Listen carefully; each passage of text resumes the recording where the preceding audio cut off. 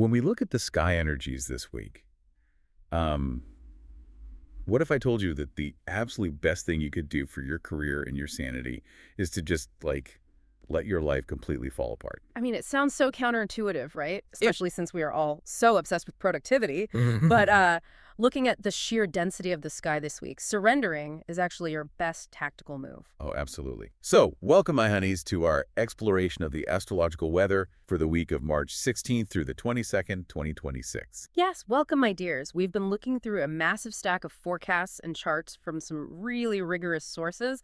And let me tell you, this is not a casual week. Not at all. We're staring down a major planetary traffic jam. Exactly. We're talking about the spring equinox, a very strange Pisces new moon, Mercury hitting the brakes, and a brutal clash between our two luckiest planets. It's a lot, my sweet listeners. Our mission today is to give you a practical survival guide to navigate all the brain fog and the fatigue. And those sudden, shiny opportunities that might actually be traps in disguise. Oh, we will definitely get into those. But before we get into the daily grid, we have to talk about the macro cycles. Right, because you can't really grasp why a random Tuesday feels so heavy without zooming out to the historical context of 2026. Yeah, the sources highlight 4 major planetary reoccurrences happening right now. These are the outer planets. Exactly, the slow movers that basically set the Greckline frequency for an entire era. And the historical comparisons are just staggering. First up, we have Pluto in Aquarius. Ah, Pluto. The literature points out that the last time we had this exact placement, the world was going through the American, French, and Haitian revolutions. And the dawn of the Industrial Revolution. Some of the analysts jokingly wrote, like, "Hello, robots," in their notes. Which is so true, but it really points to a radical restructuring of power and technology. Totally. And then you layer on Neptune in Aries. The sources link this back to the 1860s, right? Yeah, the American Civil War and the Reconstruction era, Neptune dissolves boundaries, and Aries is the ultimate warrior archetype. So it's about fighting fiercely for collective ideals, like tearing down the old to rebuild. Precisely. And if that wasn't enough voltage, we add Uranus and Gemini to the mix. Oh boy. The last time Uranus was there was during World War II. Which completely dismantled the global infrastructure and brought in a completely new world order. So we have Pluto restructuring power, Neptune fighting for ideals, and Uranus shattering the status quo all at once. It's an unprecedented historical bottleneck. And, the sources point directly to current global anti-war protests and institutional scandals to illustrate this. Right, and we should be super clear here for my nice-hearted listeners. The astrologers aren't taking any political sides. They're just neutrally using these massive societal tremors as a measuring stick. Exactly. They're just holding up current events and saying, look at the sheer scale of the energy we're dealing with, regardless of where you fall on the political spectrum. I mean, it's fascinating. But okay, let's unpack this. How does a macro decade-long cycle affect, my tense Wednesday morning meeting? Well, think of the outer planets as tectonic plates. They move inches a year, building up massive foundational pressure. Okay, I'm with you. Then the inner planets, like Mercury, Venus, the Moon, they act as the minute hands on the cosmic clock. They're the trigger mechanisms. Exactly. They sweep across the sky and interact with those pressurized zones, causing localized earthquakes in our daily lives. Which brings us to our first daily trigger Mercury's incredibly messy pivot. Oh, the pivot.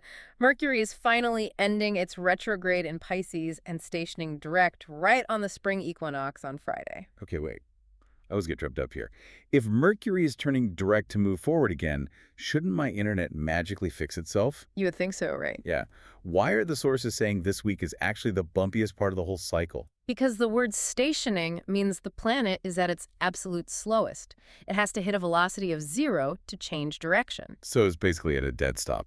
Think of it like a car doing a U-turn. You have to slam the brakes, come to a grinding halt, crank the wheel, and slowly accelerate. Ugh, so our cognitive engines are stalled out on the highway. And remember, this stall is happening in Pisces, which is a watery, emotional, boundless sign. So it's like a massive city intersection where 50 cars are crossing, the traffic lights are completely dead, and a dense fog just rolled in. That is the exact psychological landscape of your mind this week. And it gets crazier. Tell me. Mercury is stationing perfectly conjunct the North Node. Oh, the North Node. The sources put a massive red circle around that. For my honeys who are rusty, what does that actually mean? The nodes are mathematical points where eclipses happen. The north node basically acts like a massive cosmic amplifier. So it turns the volume up to a deafening level. Exactly. A stalled out Mercury in a fog with the volume cranked to maximum. And the timing. Multiple sources point out this coincides with a major holiday week like Eid and Bayram. Millions of people globally trying to travel and coordinate logistics. The warnings about tech and transportation are severe. Like online banking portals crashing right when you need them, or booking a flight for AM instead of PM. Or sending a highly sensitive text message to the exact wrong person. You have to double check every single ticket and email. Seriously, my nasty birds, if you feel overwhelmed by your group chats, it's not you failing at reality. The cosmic bandwidth is just temporarily maxed out. Which transitions us perfectly into the Pisces new moon happening right in the middle of this mess on March 18th and 19th. Yes. And please, let's strip away the usual pop astrology rhetoric here. Please do. Usually a new moon means vision boards and fresh starts. But not this one. The data makes it clear this is an ending, not a beginning. Because it falls at the 28th degree of Pisces, the absolute very end of the line. The drain at the bottom of the sink. Exactly. It's a deeply Neptunian event. The symptoms sound almost medical, intense physical fatigue, heavy brain fog. An overwhelming desire to just shut the blinds and sleep for 8 hours straight. That is the astrology functioning perfectly. It's the final energetic purge before the astrological new year. So the advice here is wild. The sources literally say to adopt a leave it messy or let it be broken mentality. Which is so hard for us. We're culturally conditioned to force a resolution. But this lunar event asks you to drop your tools and walk away. If you're exhausted, my dears, it's just the ultimate spring cleaning of the soul. Let the baggage go. And there's a brilliant mechanical reason for this surrender. The moon is sextile to Uranus. Uranus, the planet of sudden, out-of-the-box breakthroughs. Right. When you stop forcing a traditional fix, you create a vacuum.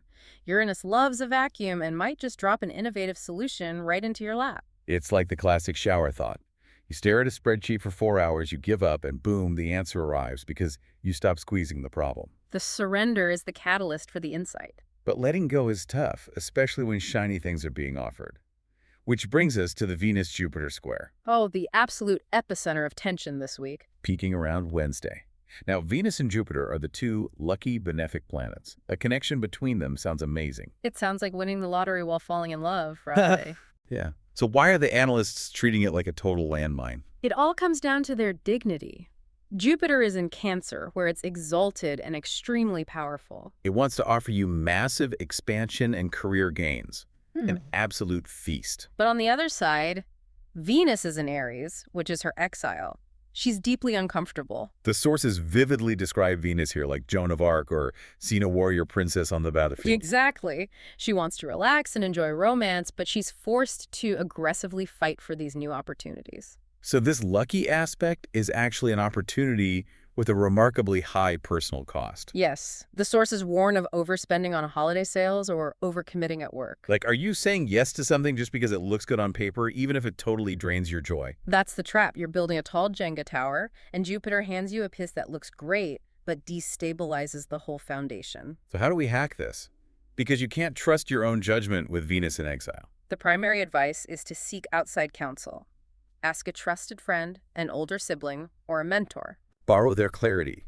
Have them spot you before you say yes and burn yourself out. Protect your peace, because the week culminates on March 21st with a massive, energetic reboot. Yes. The sun enters Aries. The spring equinox. The fog finally burns off and forward momentum resumes. So let's recap for our listeners. Double-check your texts and your travel plans. Embrace the exhaustion and let things be messy. And weigh the true cost of any shiny new opportunities. Exactly. And as the sun enters Aries, the sources leave us with a profound provocation. Oh, I love this part. If the overarching theme of this era, Neptune in Aries, is about fiercely fighting for our highest ideals, what is the one deeply held ideal you are truly willing to fight for once the fog clears this weekend? Oh, wow. That is a phenomenal question to chew on. Well, my sweet listeners, it's time to wrap up. Yes, take care of yourselves this week. Next week, your Leo is waiting for big surprises. Absolutely. In order not to miss it, don't forget to subscribe to our channel called What Do Stars Say? And if you liked our horoscope interpretation of this week's sky energies, don't forget to like it. And don't be shy to share your comments with us, my honeys. Sending you plenty of positive energy. See you next time.